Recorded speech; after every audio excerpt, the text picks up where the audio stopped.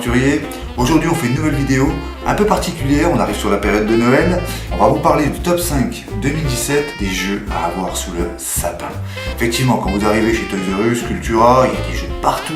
Il y a des boîtes, des petites, des grandes, des bleues, des vertes. Adaptés à tous âges et à tout format, et on ne sait pas vraiment où aller ni quoi choisir. Notre ami aventurier Cordux va vous présenter 5 jeux qui, à coup sûr, feront mouche pour offrir ou pour se le faire offrir sous le sapin. C'est parti et c'est maintenant. Ami Cordux, c'est à toi. Mon premier jeu, c'est Dobble. Pourquoi Dobble? Parce qu'il a une petite mécanique implacable. Ça se joue de 2 à 8, c'est un petit jeu d'apéro rapide avec plein de petites règles, on peut varier les modes de jeu.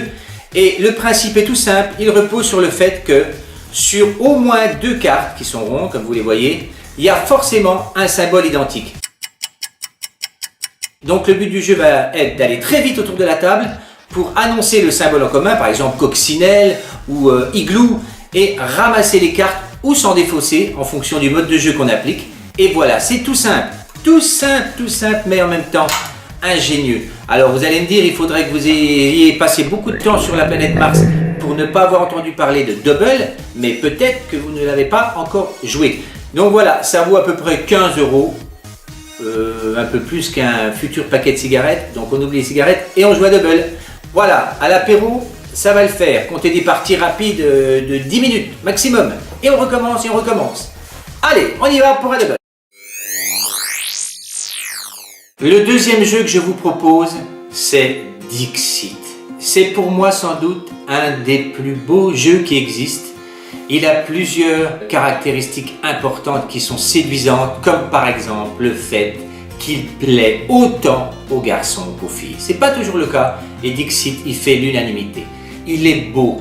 Pourquoi? Il repose sur des cartes magnifiquement illustrées et c'est ça la magie du jeu. Vous pouvez en constater quelques-unes dans ma main, elles sont toutes belles, toutes magnifiques. Vous retrouverez le nom de l'illustrateur sur la boîte. Ici c'est une illustratrice en l'occurrence.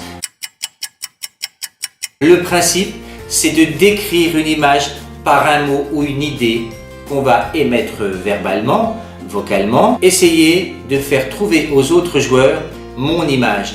Mais pas trop précisément non plus, sinon j'ai perdu. Évidemment, si je dis danse ou chaussures, là, je suis trop précis.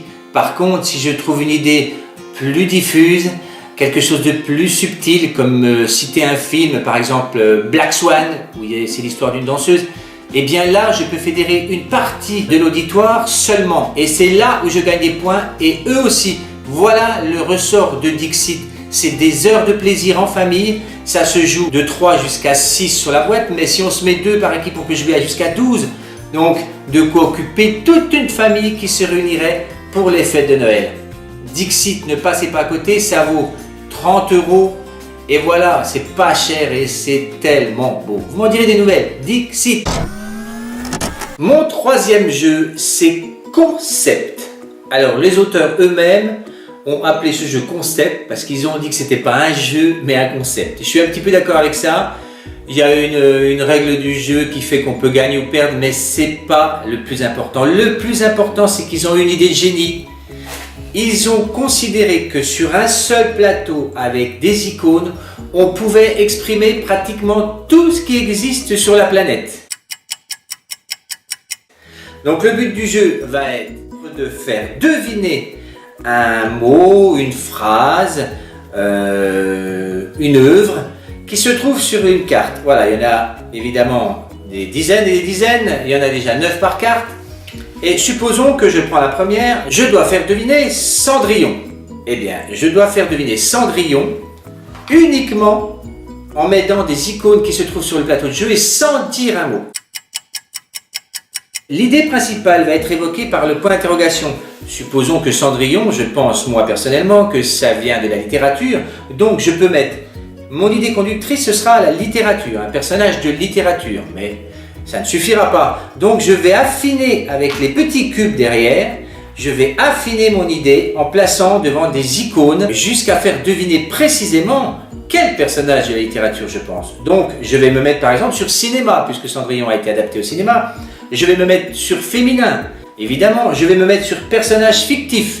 Et ainsi de suite, je vais affiner mon idée jusqu'à la faire découvrir par les autres joueurs. Voilà le principe de concept, c'est tout simple, mais les idées sont évidemment de plus en plus difficiles. Ça va du simple au moins simple et au plus difficile. Et vous allez voir que parfois, celui qui doit faire trouver n'a pas bien structuré sa pensée, ça part dans tous les sens et ça donne n'importe quoi et surtout de francs éclats de rigolade et de rire. Voilà, concept, ça vaut 30 € et ça peut se jouer au nombre qu'on veut et comme on veut. Délicieux! Le quatrième jeu que je voulais vous présenter, c'est Jamaïca. On voulait dans ce top 5 vous présenter un jeu au thème fort bien présent et c'est le cas pour Jamaïca. Si vous y jouez un après-midi neigeux, vous aurez vraiment l'impression de vous évader au soleil autour d'une île des Caraïbes et de redevenir un marin au long cours, un pirate des mers du Sud. Voilà, vous serez aux commandes de votre navire sur le plateau de jeu qui est magnifique, qui représente une île dont vous devrez faire le tour, collecter des trésors, qu'ils soient intéressants ou maudits. Vous devrez vous battre avec les autres capitaines de bateaux pour récupérer des victuailles, pour leur voler leurs armes, pour leur voler leurs trésors. Il y aura une grosse interaction et un thème très présent. Vous ferez 2 actions par tour, une qui symbolisera le matin de la journée et l'autre qui se fera l'après-midi. Un petit jeu de programmation, de tactique, de rapidité, c'est un jeu de course, mais surtout ce qui ressort dans Jamaïca, c'est la beauté du jeu, des éléments, on ne vous montre pas tout. C'est une présentation rapide, on y reviendra peut-être plus précisément dans une prochaine vidéo. Mais rien que pour vous faire comprendre, la règle du jeu a été faite de telle façon qu'on croirait des doublons d'or quand on ouvre la boîte au dos de la règle. Donc voilà, les éditeurs et les auteurs ont été jusqu'à faire quelque chose de très très beau, avec un thème très présent et surtout un très très bon jeu. Jamaïca, ça se joue de 2 à 6. Ça vaut un peu plus cher que les jeux qu'on vous a présentés jusqu'à maintenant, entre 35 et 40 €, ça dépend des enseignes, mais vous le trouverez dans les grands magasins. Voilà, Jamaïca, c'est un de mes jeux préférés, même en dehors de ce top 5.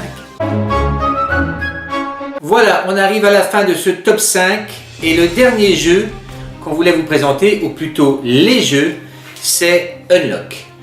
C'est des jeux qui surfent sur cette mode des escape games qu'on peut trouver en ville, en réel, mais ça vaut assez cher. Ceci dit, si vous n'avez pas encore fait, c'est super sympa en vrai, mais c'est pas donné. Donc l'auteur Cyril Demergue a pensé à faire des jeux de société qui s'inspireraient d'un escape game, et je dois dire que l'essai transformé, ça marche très très bien, et c'est pour ça que ça cartonne et que vous le trouverez dans des grandes enseignes.